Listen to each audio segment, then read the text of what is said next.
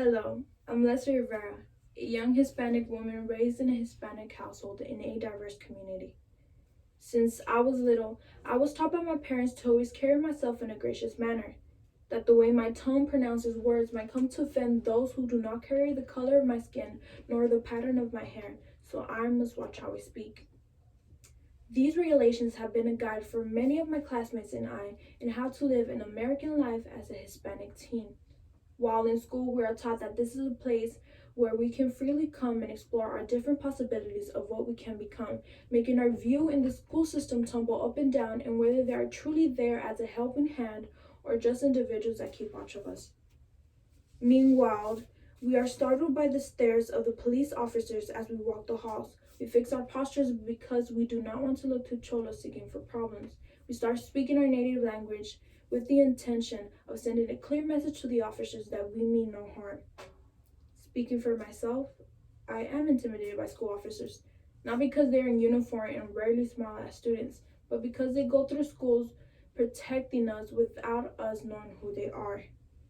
In which I question, what is the relationship between officers and students that our nation is trying to settle? Do they want to protect us through spending money like Obama did in 2016? Spending over $20 million to fund SROs and station them at schools in response to the rapid increase of school shootings. With all due respect, former President Obama, recommending that the SROs go through 40 hours of training hasn't done enough. A fact sheet on the FBI uniform crime report provided by justicepolice.org shows the decrease in school violence has dropped 1.4% before Obama even proposed to fund more SROs in schools. Even after Obama funded money for more SROs, violence continued to decrease. It is still unclear what impact SROs are having on our students in our schools.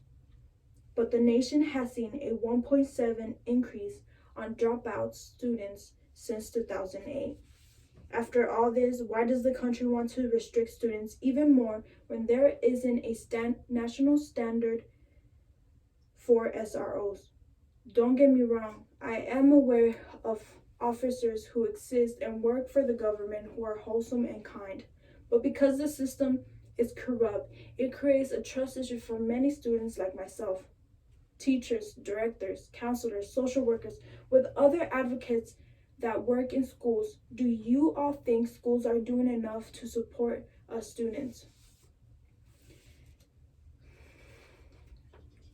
If the first stand advocates like yourself strive to create a trust where students can confidently turn to an adult that can aid them, maybe, just maybe, tragic incidents could have been avoided.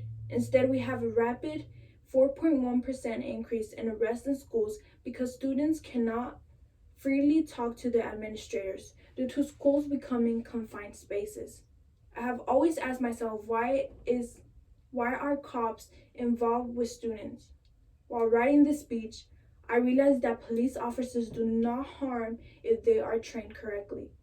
That it is necessary for relationship to be cultivated between officers and students, assuring that we are being protected, not through guns, but through the trust students have acquired of the time spent together working on serving and bettering our community.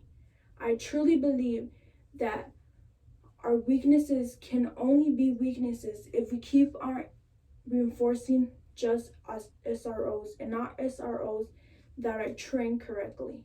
I'm Leslie Rivera, a young Hispanic woman raised in a Hispanic household in a diverse community, seeking for more SROs who are willing to go through the training that it takes to work in high schools, in elementaries, and in middle schools, and are willing to get to know us, the students. Thank you.